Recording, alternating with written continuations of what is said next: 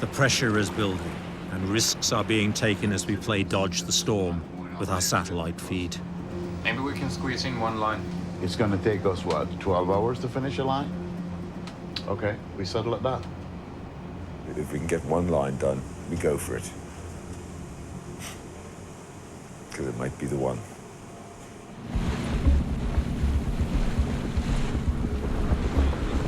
But it's a line too far.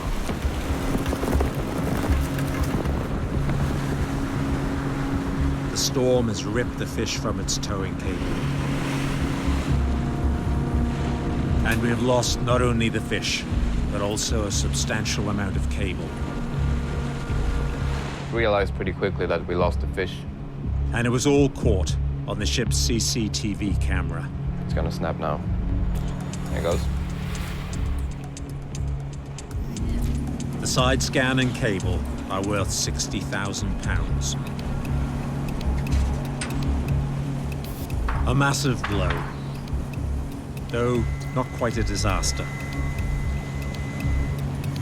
Because we have a spare fish on board and another winch full of cable. But it will take time, many hours to get this backup up and running.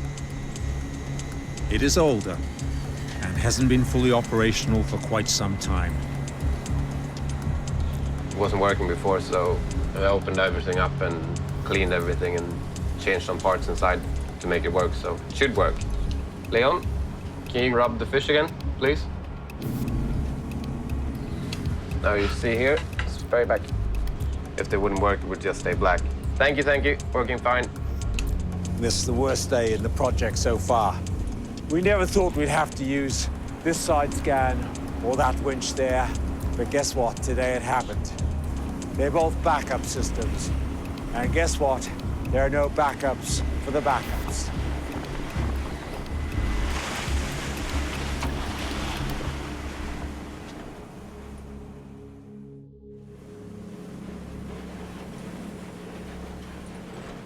Look at this, Vincent. This is Wednesday, 3 p.m., 6.5 meters. This is the worst day, Wednesday. Maximum of 7 meter. Uh-oh. So that's a no-no. After 3.5 meters, it's very difficult to scan. You can't work, you can damage your fish, you can lose the fish. And so what sense does it really make? That is part of my responsibility.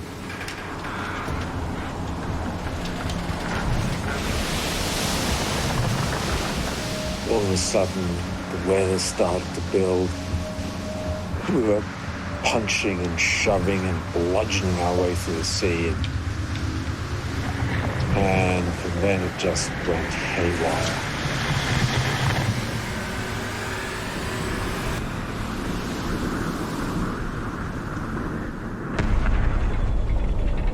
Germany's losses at the Battle of the Falklands came about because they had inflicted a huge defeat on the Royal Navy a month earlier on the other side of South America. November the 1st, 1914, 2,000 miles from the Falklands, off the coast of Chile, at Coronel. Admiral von Spee and his fleet of 5 modern, heavily armored cruisers took on an aging squadron of 4 Royal Navy ships commanded by Admiral Sir Christopher Craddock. The British were hopelessly outclassed and outgunned. I think what happened to Kit Craddock was that he was not expected to be in the center of a maelstrom of this action. At the time, Winston Churchill was the first Sea Lord of the Admiralty. Young, ambitious and arrogant, the Churchill of World War I was intent on imposing his political will on the Royal Navy. Instead of committing warships that would be a match for any German fleet, Churchill instead gave Craddock a collection of aging vessels to confront von Spee's elite force.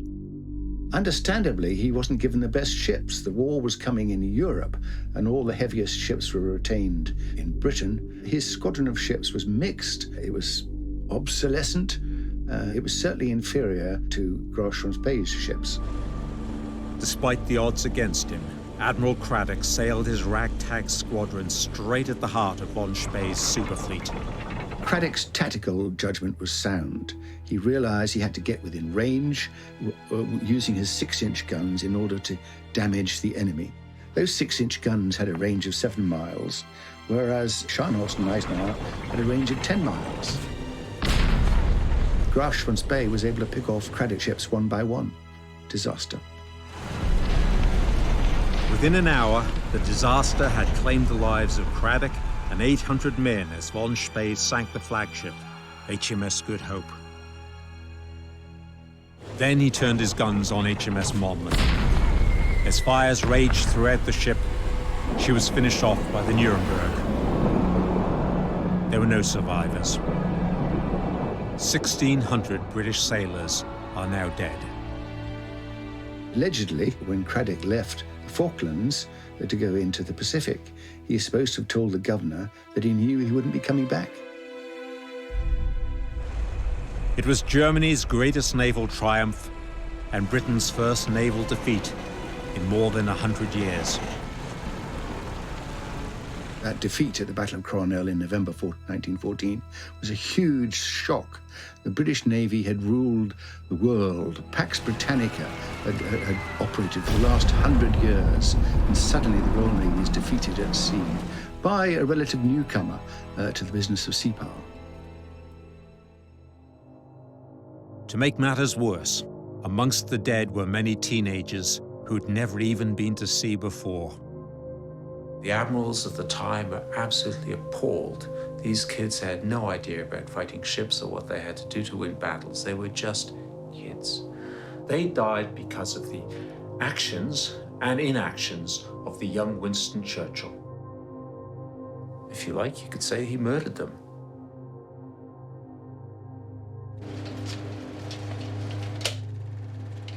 These first great sea fights of World War I made such an impact on Britain that they were immortalized on film. In a silent movie made in 1927 at a cost of £18,000 and shown in cinemas in 1928. It's an epic, with the battle scenes being reenacted by the Royal Navy's Mediterranean Fleet, which was lent in its entirety to the filmmakers.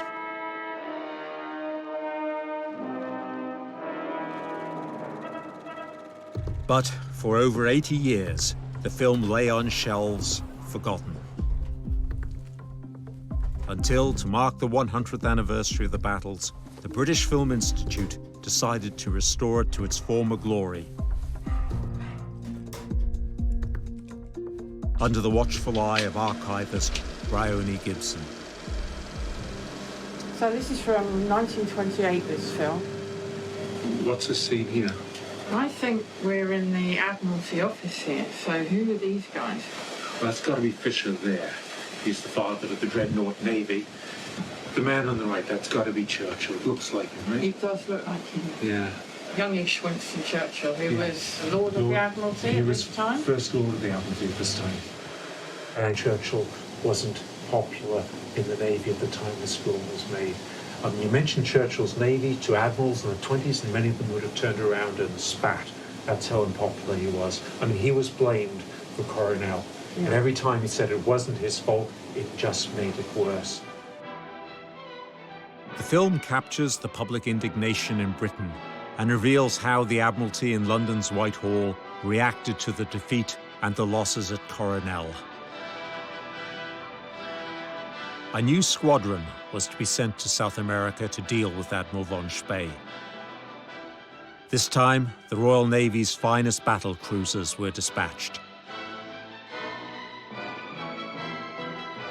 Led by two of Britain's most formidable warships, the Invincible and the Inflexible, more than a match for anything von Spee had. Commanding the task force was Vice Admiral Sir Frederick Doveton Sturdy, one of the Royal Navy's smartest tacticians. I would draw a direct comparison between the dispatch of those two battle cruisers to the South Atlantic in 1914 and the dispatch of a task force to the Falklands in 1982.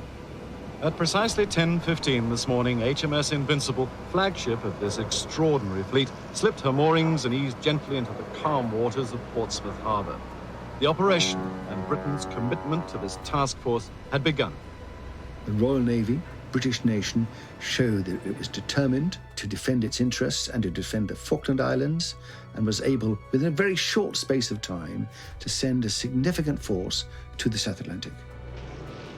Back in 1914, Admiral Sturdee's task force needed 4 weeks of hard steaming just to get to the Falklands. A voyage into the unknown. Because, at the time, nobody knew exactly where von Spee was.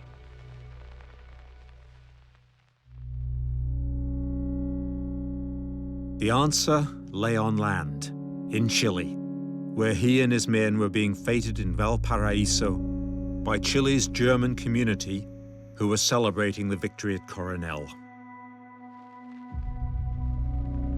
In the silent movie, von Spee is depicted as a man of great honor who refuses to denigrate his defeated opponents. There is even the suggestion that he realizes his days are numbered. His fleet had sailed from China, but that base was now in enemy hands, and the Pacific was full of vengeful warships from many navies.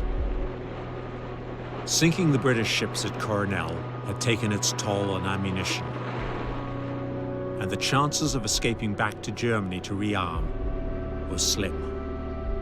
So he resolves to hit the British where it'll hurt most, in the Falklands.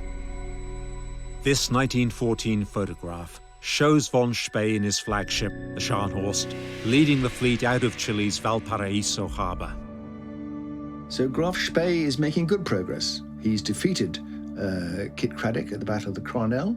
Even though he's used up a lot of ammunition, his ships are unharmed, but he's now in desperate want of coal. The coal is at the Falkland Islands.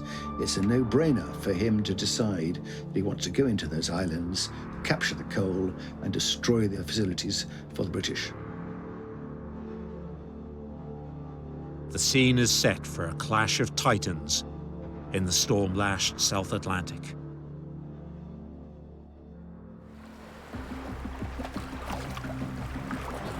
In 2015, as the Endeavour waits for the storms at sea to die down, the weather in the Falklands is set fair. A chance to show the youngest member of our crew something of my homeland, and the harbour where Admiral Sturdy dropped anchor 100 years ago. The place we're going is called Gypsy Cove. If you ask anybody in Stanley, they'd probably say this is where they love most. It's the first time in my life I see penguins. Really? Yeah. You'll love this thing. This time last month, this whole area is just full of penguins. In a couple of weeks' time, these birds will be gone. We won't see them again till next year. Can you tell me something about the battle? Actually, the ships at that time, the squadron, the big ships, were right in here. The Germans were coming round in that direction from round behind the lighthouse over there. And the worry was that they would actually come storming into this bay here. I always say that the Battle of the Falkland Islands was not won out at sea. It was actually won right here in this bay. How come it's so hard to find these wrecks? The problem is all the positions I've got, both from the English and the German archives. The positions were accurate then, but they're not accurate now. How can it be such a big difference? They didn't have GPS in those days, right? They were using sextants and they had a compass, which gave them an idea of the direction. But other than that, they really didn't have much else. And then after the battle was over, then they started asking, well, you know, where are we? We can't see land, we're not sure where we are. And that's when they were trying to work it out. And that's pretty much why they got it so wrong, because they really didn't know where they were at that point. Yeah. This place gets so much history. It's so beautiful here. And all these animals, birds, penguins. It's so peaceful here. It's hard to believe that all these things happen in this bay. It's really hard to believe.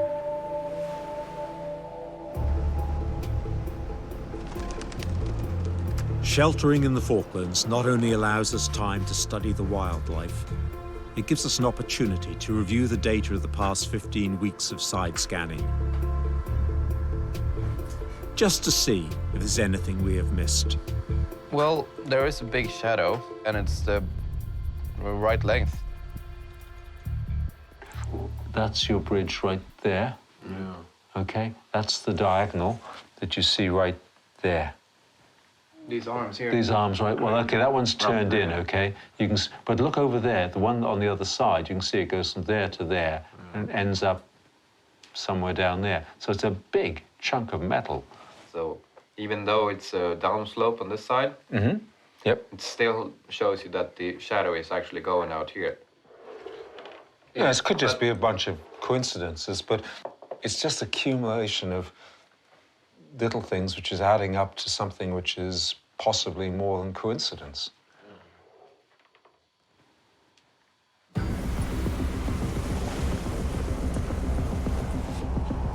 We're almost out of time. But there's enough left to return to our search for one last pass, to evaluate what is our first real lead. We are going down to check out this anomaly, which does have features which are in some ways reminiscent of a World War I German armoured cruiser.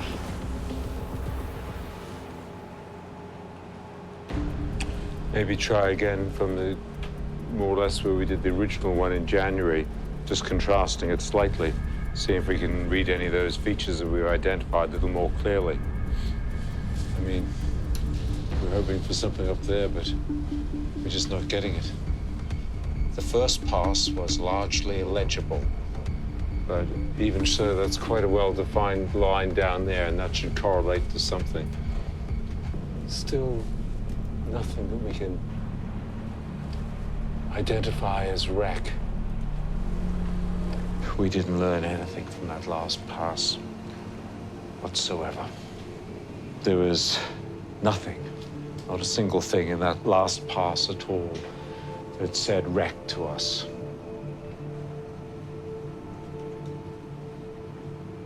Out of time and luck, we must finally admit defeat and return to the Falklands empty-handed. The search for von Spee's battle fleet is at an end, at least for now.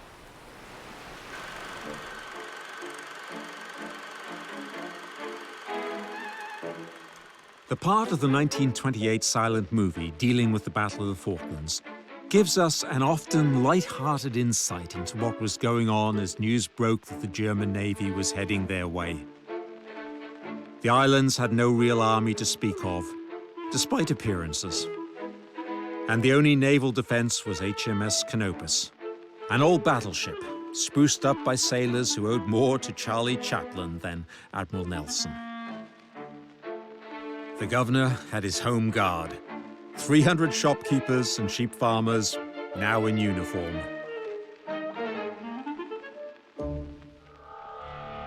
Graf von Spee had proved himself ruthless in the French islands, and I feel sure that if he'd got to Port Stanley unopposed, he'd been equally ruthless. Why should he not be? Two nations are at war. Are these the facilities which he would want to destroy? They were right to be concerned. Von Spee had rounded Cape Horn, moving from the Pacific to the South Atlantic, and is taking on mountainous seas as he heads for the Falklands. Meanwhile, Admiral Sturdy's task force has completed its 7,000-mile voyage and is already recoaling in Port William and Port Stanley Harbour.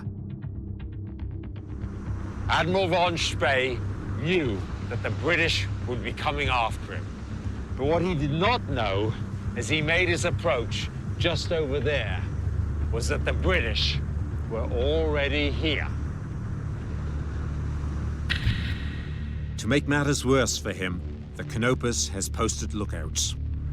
The person on duty at that moment saw the German cruisers on the horizon directly out there. They could not use their radio because that would have alerted the enemy. So Canopus raised the famous signal, "Enemy in sight." The Royal Navy's hunt for von Spee was over before it had even begun. The hunted had found the hunter. Sturdy's fleet had been taken by surprise. They could not have been less prepared. 2 of his ships had their engines open, and the rest were fueling. For the British, anchored out there, another defeat seemed inevitable. But von Spee did not attack. He was low on ammunition. His ship, the Scharnhorst, had just 350 shells left in its magazine, and the Gneisenau had just over 500. Not enough to risk taking on the more powerful Invincible and Inflexible head-to-head. Just as previously at Coronel, he had been superior to Craddock, now Sturdy is superior to him. He's got a hopeless case.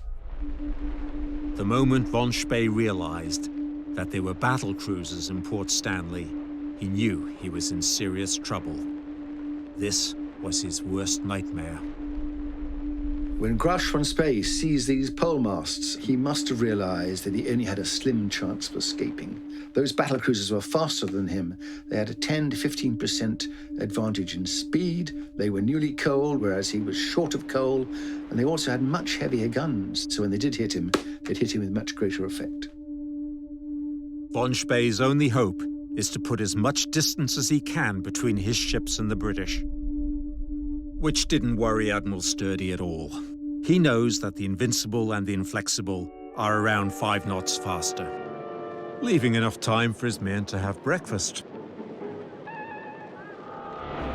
Before raising steam and pounding out of Port Stanley. The Germans have a 10-mile start, and it takes until the afternoon for the British to catch up with them. In an attempt to save some of his ships, von Spee scatters his fleet. He sends his small ships in one direction because they might be able to get away, and indeed the Dresden does, but his 2 heavy armoured cruisers stay together as a unit. Which means that the Scharnhorst and the Gneisenau must take on the Invincible and the Inflexible. At 1:44 p.m. on December the 8th, 1914, the Scharnhorst opens fire on the Invincible. A sub-lieutenant on board the British battlecruiser takes this photograph as the shells start to rain down. The German accuracy and rapid fire is impressive, but no match for the bigger, heavier guns of the Royal Navy. They scored a number of hits early on in the action, and then as they closed the range, as Scharnhorst and Gneisenau slowed down through damage, they were able to pound them repeatedly with these 12-inch shells. They're now down to half a mile range, so at that range, effectively it's murder. Hauled beneath the waterline and on fire, the Scharnhorst goes down with all hands, including her admiral, Maximilian von Spee. His 21-year-old youngest son, Heinrich, is on board the Gneisenau, which is being pounded at point-blank range by the Inflexible. They're being hit almost at once by 800-pound shells, which are exploding on contact, and some of them are piercing the ship and exploding inside the ship. On board the Gneisenau and the Scharnhorst, it must have been a horror scene. Fires, acrid smoke, holes where there once were bulkheads, and fires raging through the ship, and men wounded and screaming for help. Everything that's normal in that ship has changed in a few minutes. The Gneisenau capsizes, but floats long enough for some of her crew to escape. Others choose to go down with their ship, including Heinrich von Spee. Only one eyewitness account exists. a filmed interview with a British sailor. Some of them were jumping into the water on bits of wreckage so as to try and get to us, but the seas were icy cold. I actually saw one man pull out a flag, and I saw him as he was sinking under the water, still waving that flag as that ship went down, much to say, Deutschland still über alles. They just simply had no strength left. They couldn't hold on. And the men in the ships were throwing lifelines to the Germans in the water, and they could just grab hold for a few seconds and then they would slip free. And the British people in the lifeboats who went out and tried to pluck the men out of the sea talked of the bodies just being carried along in the current.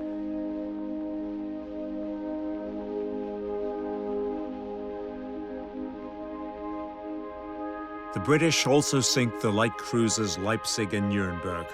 Only the Dresden escapes. 2,200 of the Kaiser's finest sailors are dead. Suitable revenge? Maybe, for the terrible losses at Coronel. Yet, somehow, Germany turns the Falklands defeat into a propaganda victory. Picking up on our eyewitness description, Deutschland still über alles.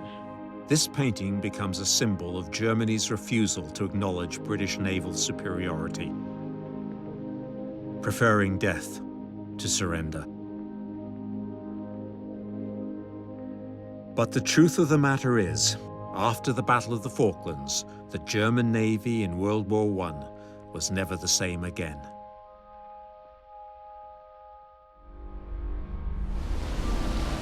April the 17th, 2019. 5 years almost to the day since our hunt for the cruisers ended. We are back, this time with a bigger boat and a new crew. 1238 local time. Thank you. Copy. And the world's most advanced fleet of autonomous submersibles, known as AUVs. Machines that go where they are told to go. This team has been involved in some of the highest profile sea hunts of recent times, from the search for the missing Malaysian airliner MH370 to the finding of the sunken Argentine submarine, the San Juan, just 500 miles from here. And we'll have the AUVs in the water within 20 minutes of arrival. Right, Andy? Yeah. AUV guys. It's a big challenge to you, but, you know, you are a crack team. If anybody can find these wrecks, it's us. It's this ship with the kit we've got. Thank you. Thanks, mate. So in the past 12 years, we've been looking for wrecks, but mainly it was old cargo ship, nothing of any historical importance as we are doing right now. And what I like about Manson, he is very open to giving out that information, that historical background. He's really passionate, and it's really, really interesting to work with him. And you'll notice most people on board the vessel actually absorb that. That's really cool to see his excitement, because he's been looking for this wreck for years now, mostly all his life. You find that most of the guys that are working towards that goal, if they have history to it, then I think there's more of an incentive to find it as well. It's really humbling for me, and I guess for all of us, to be able to help him fulfill this dream. The AUVs are game changers, enabling us to work much more quickly and accurately. Autonomous means they aren't attached to the mothership, unlike our fish of 5 years ago. These underwater vehicles, once given instructions, are able to move about at will. We're in the realms of artificial intelligence here. Each costs between $10 and $12 million. They map the seabed in minute detail. Anything that looks like it shouldn't be there will show up in the data they gather. I have satellites above me, I have transponders in the sea below, I have this fleet of AUVs, and I have the most advanced deep-water robotics available. But there's a drawback to all this. The huge cost of mounting such an operation, this mission, Means we have only a week to find what we are looking for. The idea was to launch 4 AUVs on the east side. Each one does its thing, roughly 48, 50 hours. And then we will launch this side. Roughly, it'll take right about a week. There isn't a ship anywhere in the world better equipped than this. If we can't find it, nobody can.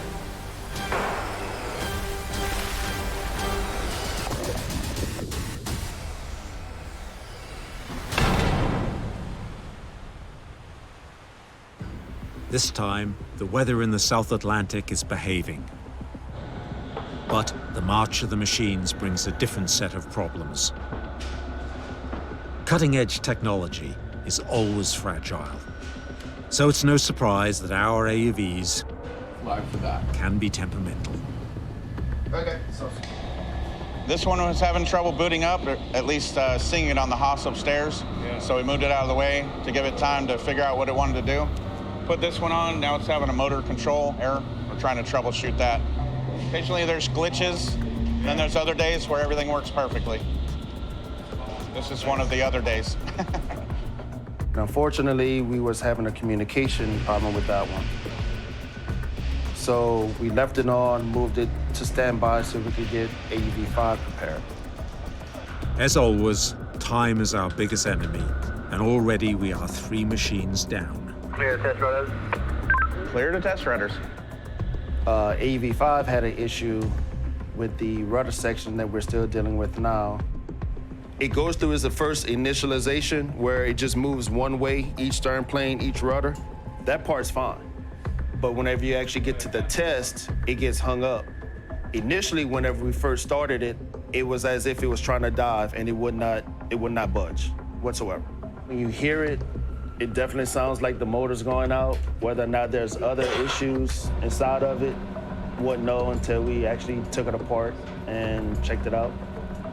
There must be a sequence to it when it flashes up and initiates, right? Even right now, it's still locked using Port's original motor. Which is scary. And which was Port was working fine. Just swap them back then. Yeah, yellow's on the inside.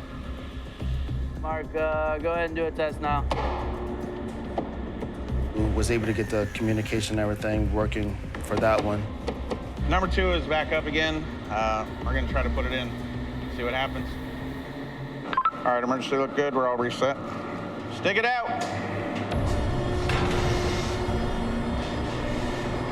We have to put this outside the hangar so we can get a satellite view because our internal one doesn't work. If it cooperates, we release it.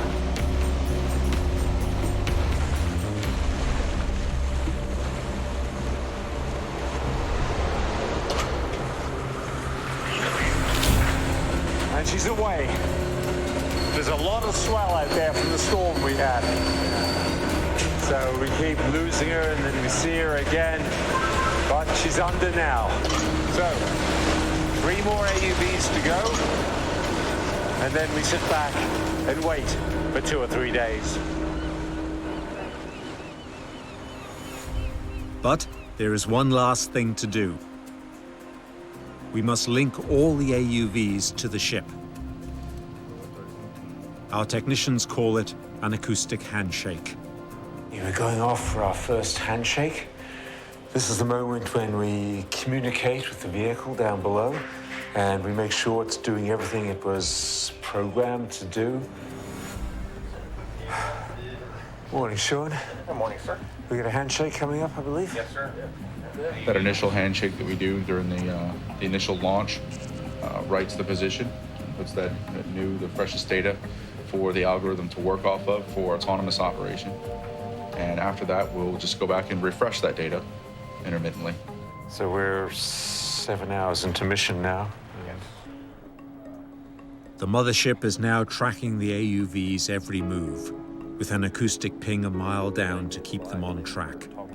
This is the moment when we'll know everything's okay. There we go. When it gets within 400 meters, we'll send position updates, make sure we're collecting data, and then be able to send it on its way. All right, copy that. Do you want the vessel to start moving now? Yes, Roger. The good news is the AUVs will cover our search box in a fraction of the time it took the old fish to mow our metaphorical lawn. And now it's a waiting game.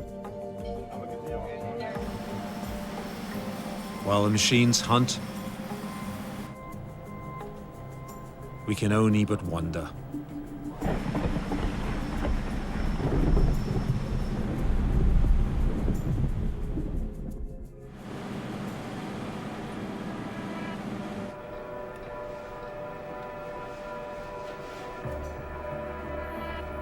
The whole search should take 3 days, but we're just 24 hours into it, and one of the AUVs has phoned home. All right, now this is going to be decimal degrees. And it's not good news. It's number 5 again. Negative 55.2774. One of our AUVs has suffered a critical error, so it's triggered what's called an emergency ascent. Basically, the AUV shuts off all power and floats to the surface. It will start phoning in its coordinates so we can pinpoint its location, go find it on surface, and then recover it. So, not only are we hunting for a lost fleet, now we must look for a lost AUV. 6 clicks, you said? Yeah. There's no patterns in these.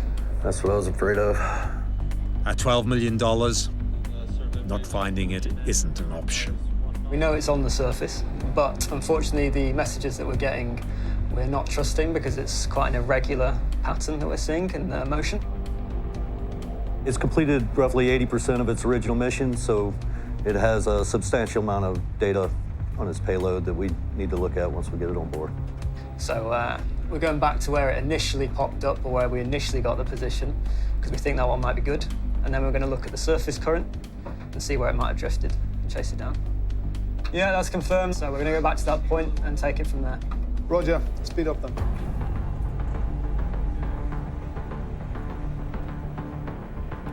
The rest of the day and night has gone in tracking it down. It's time we can ill afford to lose. Bridge online. Yeah, we just established radio comms with AUV-5. The guys are gonna head down and get in position to start recovery.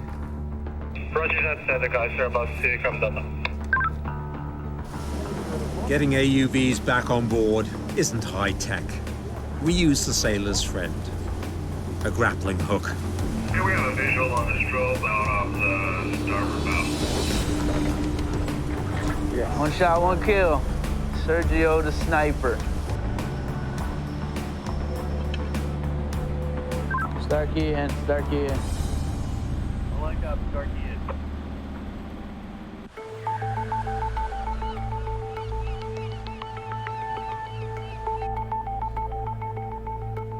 The only bit of comfort in all this is that the other 3 well-behaved AUVs have completed their 50-hour sweep of the ocean floor.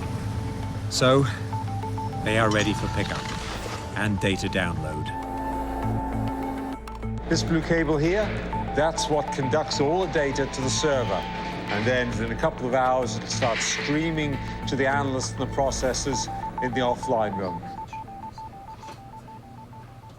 This is where I would say the real magic happens. When we find a target, this is where we see it first.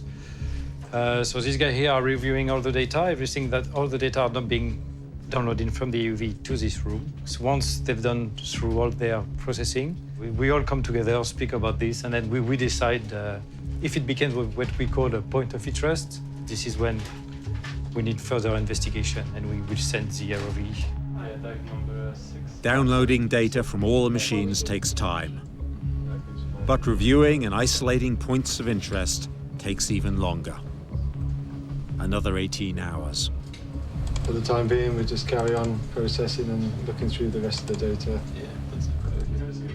While most of us grab some sleep, our chief analyst, Julian Trincali, works through the night.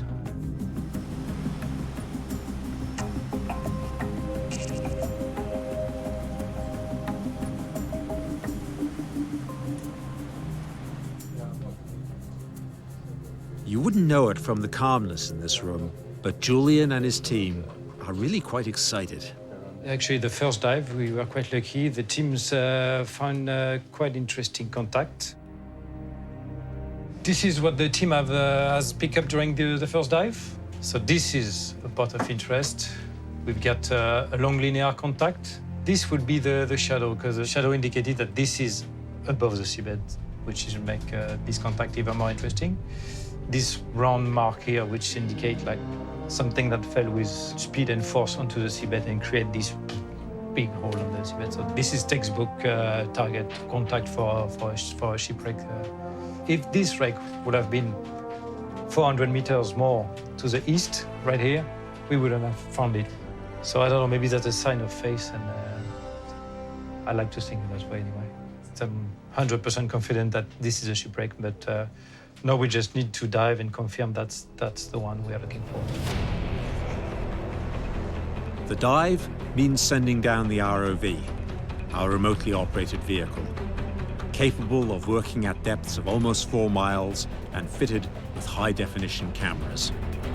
So we're just really checking that all these penetrators, bulkheads, are all secure. This is our main control pod.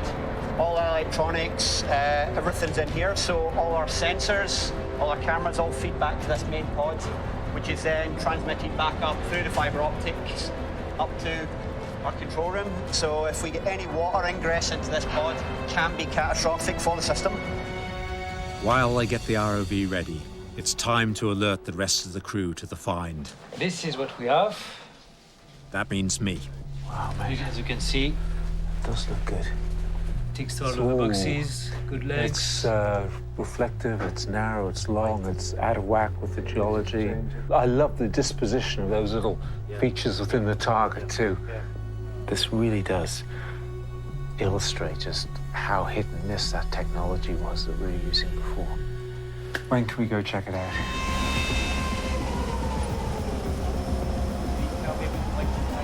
It will take around 2 hours to reach our target position.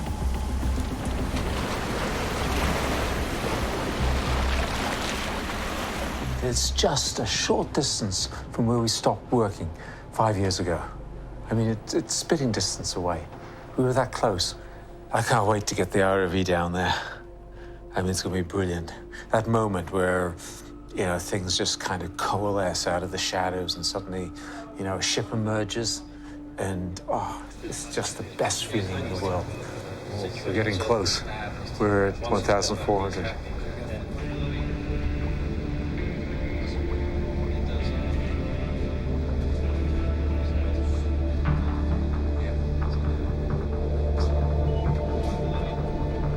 Even though it's pitch black a mile down, the ROV cameras reveal everything in the clearest detail. Here we go, debris. Look at this, guys. Wow. Let's pause for a second. Our first bit of debris. What is that? Tubing, piping. Oh, wow. So it looks like it's brass or bronze because it isn't corroded at all. So we have a wreck, we know that. But what is she? Here he comes. This is it, guys. There's your reference. Oh, look at that. Yeah, that's could be a casamate. Yeah, and we should be able to see a gun in it. Okay, see the gun in it. Yeah, look at that. Gentlemen, we've found it. Yeah. This is the Scharnhorst. All the guys now. Yeah. This is the first time this ship has been seen since December the 8th, 1914 at about 2 in the afternoon. We're looking right into the bow right now. On either side of it, we have 2 guns coming right out at us. It's an incredible view.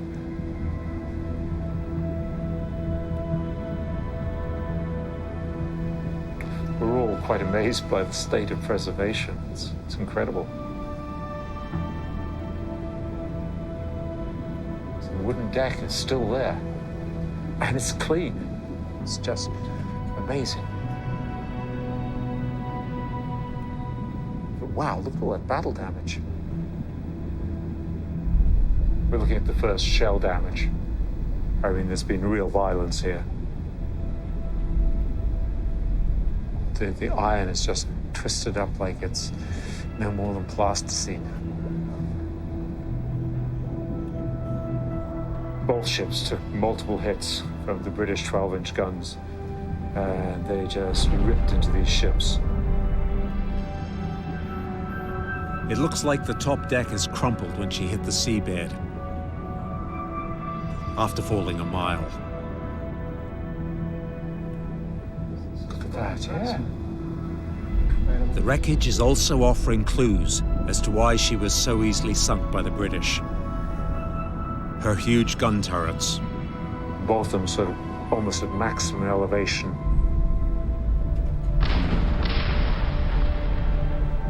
It's kind of spooky. There's the 3.5. No protection at all, hardly, for those guys there. Shrapnel flying around, you know. Yeah, we're looking at one of the side guns there, but what we're looking at is the way the ship has just been blown open at this point by a direct hit. And we can see a gun in the foreground. Beyond that, there is another gun pointing out to the other hole. Look at that, yeah. You can even read the name of the manufacturer who made this gun. KRUPP. Yes, Krupp, a famous German metal maker and gun maker. This is good quality Krupp iron. Normally, iron reacts with the environment about it to create a kind of crust of corrosion products, if you like. We're not seeing much of that. It's very, very fresh. Now we're going to move along the side of the bow, establish its length, and try to confirm its identity. Is it the Gneisenau or is it the Scharnhorst? We just don't know. Okay, guys, is the crest going to be there or not? It's right on the very bow. It's right there, right at the top. Is the crest there? See, the crest is gone. Whether it's the Gneisenau or the Scharnhorst, we found a beautiful armored cruiser. The general shape is matching one of the two, that's 100% sure. But we don't know which one it is, yet. They were sister ships, virtually identical designs, but the overnight guys, they're going to start reviewing the evidence and confirm tomorrow morning. Admiral von Spee's armored cruisers were sister ships.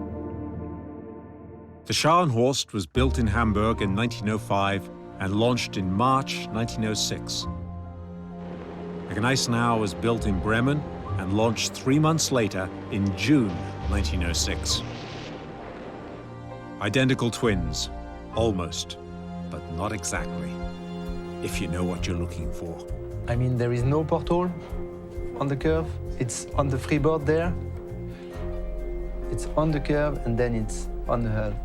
The overnight team have original photographs to help them make the call. And if we go further along the port side, we'll find another difference. We've got 2 here before this cannon. 1, 2. And on this picture, we have only 1. And another difference, you got the same distance in between. And here you got a group 2, 1, 2, 1, 1, 2, 1. Totally convincing, yeah. There's no doubt. I mean, it's the right call, yeah, absolutely. So it's the Scharnhorst. This is von Spee's flagship. With confirmation that this is the Scharnhorst, the wreck footage can now be viewed in a new light. The damage reveals the ship's control center. This staircase leads to von Spee's sea cabin. He almost certainly used it to get to the bridge when the battle started.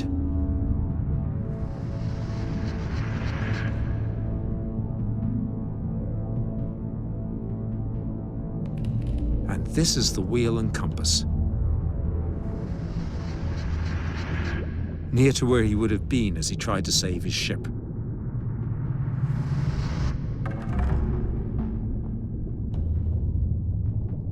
He and his officers probably died here as the British shells poured down on them.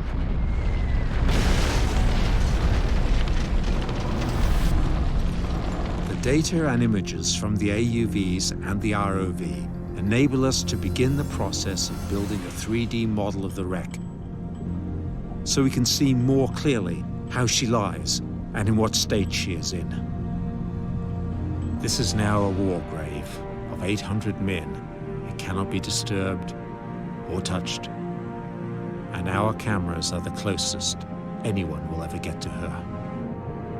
A reminder to the world and the Falklands of the violent battle that took place in these waters. I've just had the most amazing 3 hours of my life finding and exploring this ship. In 35, 36 years of maritime archaeology, I've never known anything like this. It's history written big. It's history made palpable. And, you know, it's taken us right back to the Battle of the Falklands.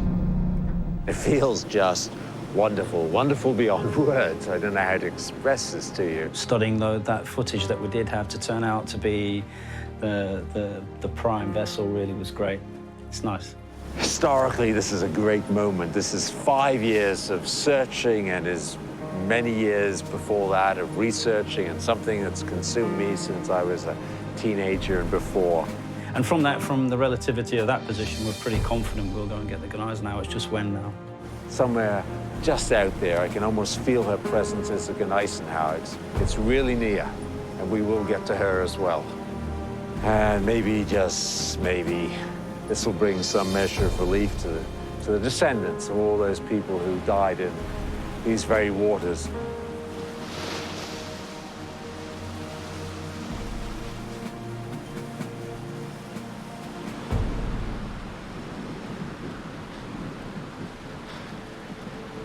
Well, gentlemen, we found the Scharnhorst, the flagship of von Spee's fleet. But today we reflect on what happened here almost exactly 100 years ago today. Right here, in this very arena, the two mightiest powers on the planet, Britain and Germany, met at sea. It was to be a battle to the finish, a battle of annihilation. This small, sad, tragic, discrete slice of history, it's up to us now to tell the story and tell it big. We came, we recorded, we trod lightly, and we didn't touch. And now it's time to leave.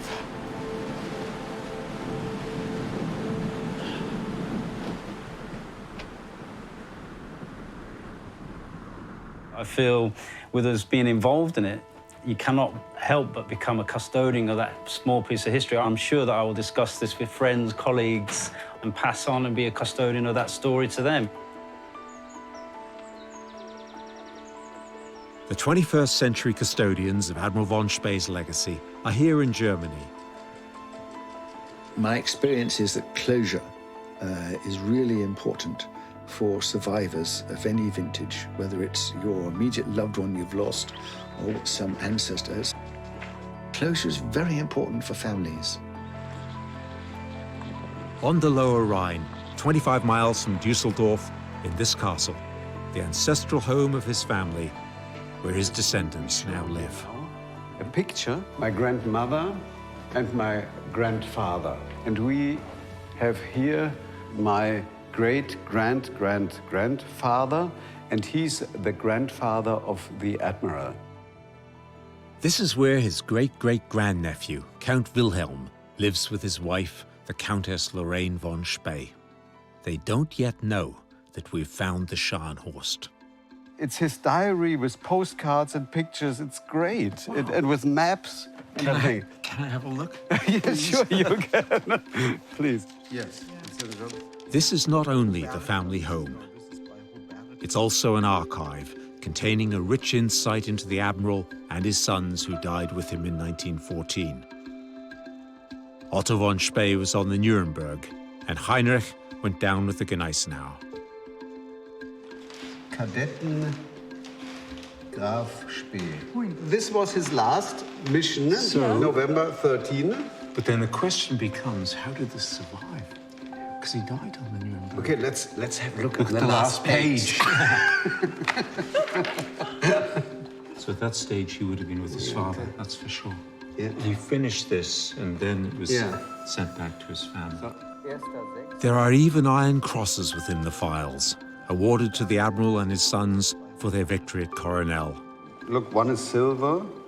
Maybe it's maybe. for officers, one, or I don't know. Well, as they went down the Chilean coast, somehow or another they got all these iron crosses, and they were handed out to the crews, or the principal members of the crew.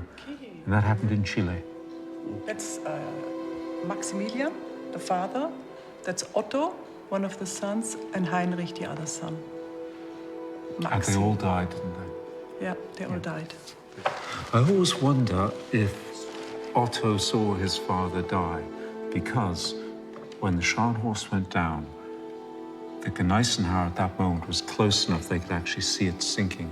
From people that talked to my father that were on the ship, and they said, rescue yourself, just jump into a rescue boat. And he said, no, I see the Scharnhorst is sinking, and I know that my father will stay on board, that's for sure, so I will also stay on board. That's really what he said.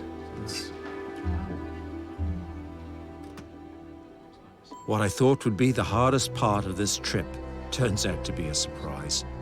Breaking the news to Wilhelm and Lorraine of the Scharnhorst discovery after 5 years of searching. Gentlemen, we found it. No! Really? You're kidding! You found it! You didn't tell us! We didn't tell anybody. We couldn't. We had to keep it absolutely secret. Nobody knows about it. You're the first people to find out. I can't believe it. It's somehow touching. Oh, wow. That's the front. That's the front. Look at the cab. So that's a But look at the decks. They're wood. It's incredible. The wood. There's dramatic back damage. At 1 mile deep. Okay. Framework twisted by explosive violence. Both ships took multiple hits from the British 12-inch guns. They just ripped off Ja, these Wahnsinn. ships. Da muss er irgendwo liegen. Also.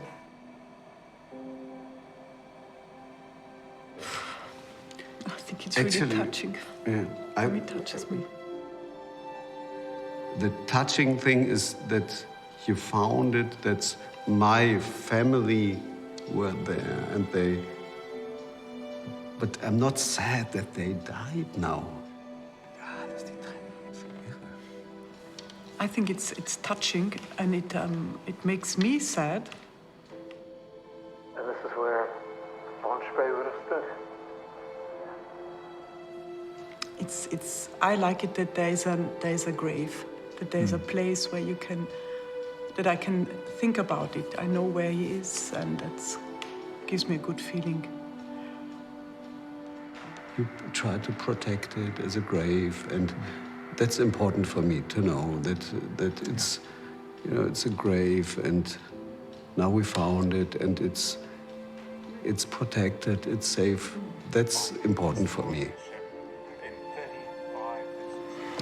There's nothing worth killing for. Nothing.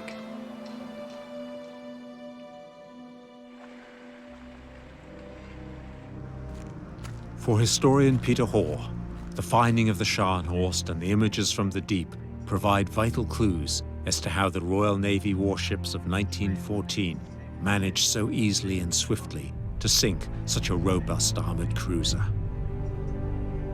Oh, my goodness. This is one of the heavy turrets, and the guns are at maximum elevation. You can see that quite clearly, but they're stuck there. They were put out of action at that maximum range. And you can see, actually, these smaller guns are at 0 elevation, so they were never brought into action.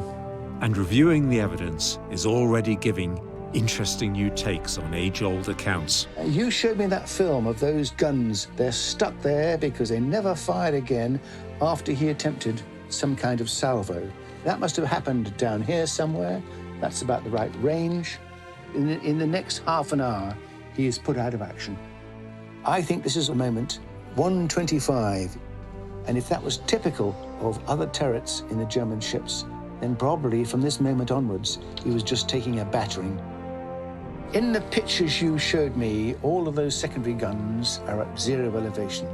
If the British battle cruisers are some distance away, you need to elevate the guns to get range. Probably means they were never brought into action. Raising some serious doubts. And then if you look here, there's something I haven't realized before and haven't read about, but the British are maneuvering backwards and forwards. They're maneuvering at will. They're now down to half a mile range. So at that range, effectively, it's murder. It's an informed guess. But I would like to explore that a bit more with some times and things. But that is a new aspect to this battle. There was very little return fire from the Germans. The finding of the Scharnhorst is not the end of our quest. It's just the start. Now we have to find the other ships that were part of Admiral von Spee's Superfleet. The Gneisenau, the Leipzig, and the Nuremberg. They will help us understand even more about what happened here in December 1914, when the Royal Navy took its revenge.